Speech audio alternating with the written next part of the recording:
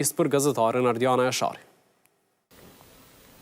Në qytetin e Gjakovës sot shënohet fillimi i epopesë së Qabratit, me të cilën u flejuan 10 dëshmor edhe martir. Ndërkaq për të diskutuar më shumë lidhur me këtë epope, do të flasim edhe me komandantin e batalionit të dytë, me zotrin Hekuran Hodën. Përshëndetje zotri dhe faleminderit shumë për kohën. Përshëndetje edhe për ju dhe televizionin e ju i shikues të juaj. Faleminderit. Ne pikërisht tash në këtë vend ku ndodhemi jemi tek shtabi 137 Gjakova. A mund të na flisni pak më shumë lidhur me këtë pjesë, pra me shtabin, edhe si e morët vesh lajmin që forcat serbe kanë nisur të vinë këto pikërisht në qytetin e Gjakovës dhe si organizuat jo që të veni deri këto dhe t'i delnit në ndihmë civileve shqiptar? Fillimisht na kanë ardhur lajme prej qytetit se ne ishim pozicionuar në këto pjesë edhe qytetit, fshatrave afër Gjakovës, mirë po ishim edhe në pjesë të Glogjan edhe pjesë tjera që kanë qenë pozicionuar si bashkëluftëtar që kemi qenë në qytetit Gjakovës.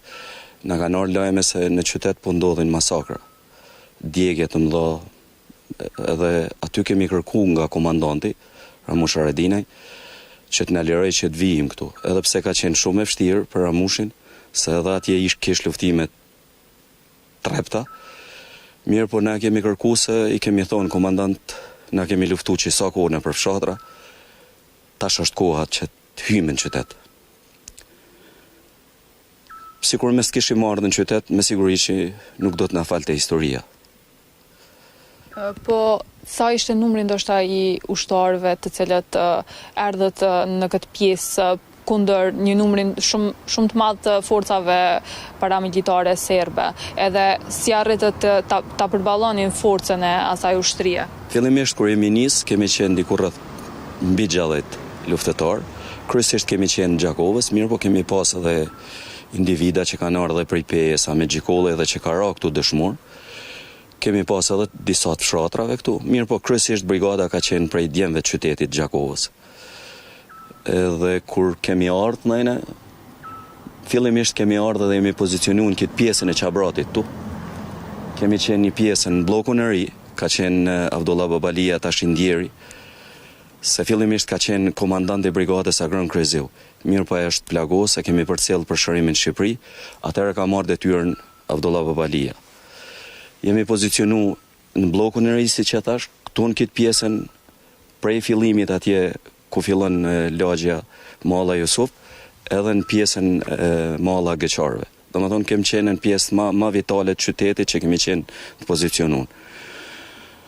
E dim që kemi qenë në forcat shumë pabarabarta me ata, mirë po neve na ka marrë një moral i lartë edhe një besim se një ditë jemi në rrugën e drejtë dhe do ta fitojmë lirin. Kjo ka qenë ajo, edhe pse ata kanë qenë forcat të mëdha, na kemi pas një moral tepër të lartë edhe të fortë që e kemi ditë se liria do të vjen, se kemi qenë në rrugë drejtë.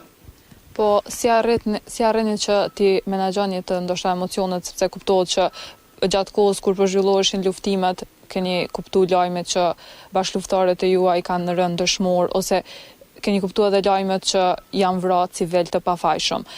Si e keni përjetuar këto lajme gjatë kohës kur po zhvilloheshin luftimet, edhe si arritët ti menaxhoni të emocionet? Po nuk ka qenë e lehtë, dihet kur vritet një ushtar, një bashkëluftëtar është shumë e rëndë. Mirë po prap ka qenë një nivel i lartë i moralit edhe kemi përballu. Kujtohet atë ditë që kemi bashkë me gjithë bashkëluftëtarët, kemi filluar domethënë me mëngjesin e hershëm diku rreth orës 7, kur kemi filluar me luftime, se ata kanë filluar nga gjitha anët na sulmojnë këtu. Atë ditë kemi filluar me këngë. Domethënë edhe pse na janë vrarë bashkëluftëtarët, na prap kemi kënu. Domethënë që të jetë morali saj më i lartë i bashkëluftëtarëve, edhe kështu ka vazhduar deri në fund.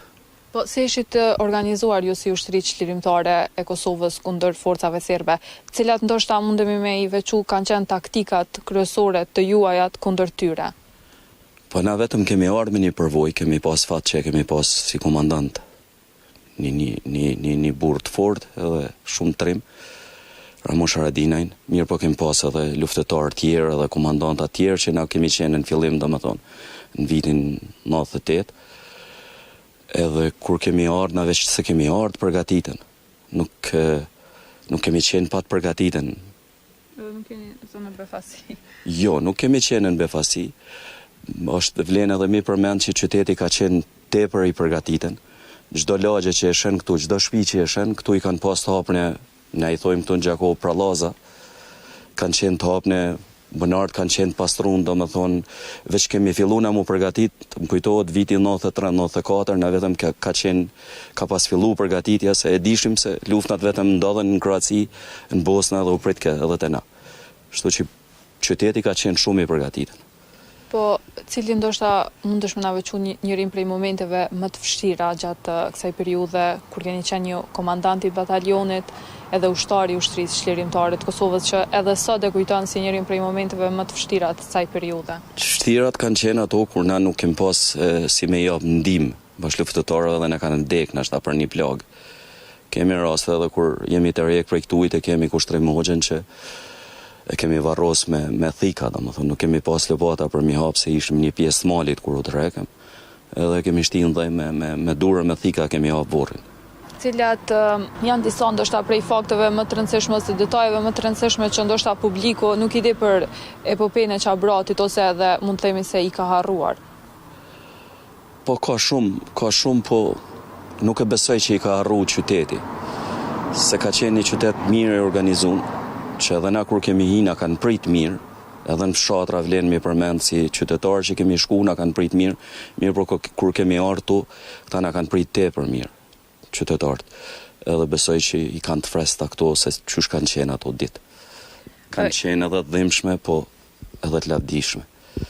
Po lavdia ju takon mas shumë të aty në djemve që sot nuk janë me ne, edhe familjarët vetë që i kanë rrit ata bija. A mendoni për fund që institucionet kanë përmjaftueshëm që kjo epopej kaq e rëndësishme për historinë e Kosovës të kujtohet dhe të përkujtohet për brezat e ardhshëm? Mendoj se nuk është natshëm, mirë po kanë bo. Nuk muj me thonë se edhe nuk kanë bo, mirë po jo e kënaqshme, ajo sa na kemi qef që tjetë, që t'i jipet lavdi edhe neri aty në vetdjemve që kanë radhë dhe këtu në vetrimave që kanë marrë pjesë si në betejën këtu në epopejën e Qabratit, mirë po edhe në gjitha luftrat që kanë ndodhur për Kosovë. Unë falenderoj shumë për kohën.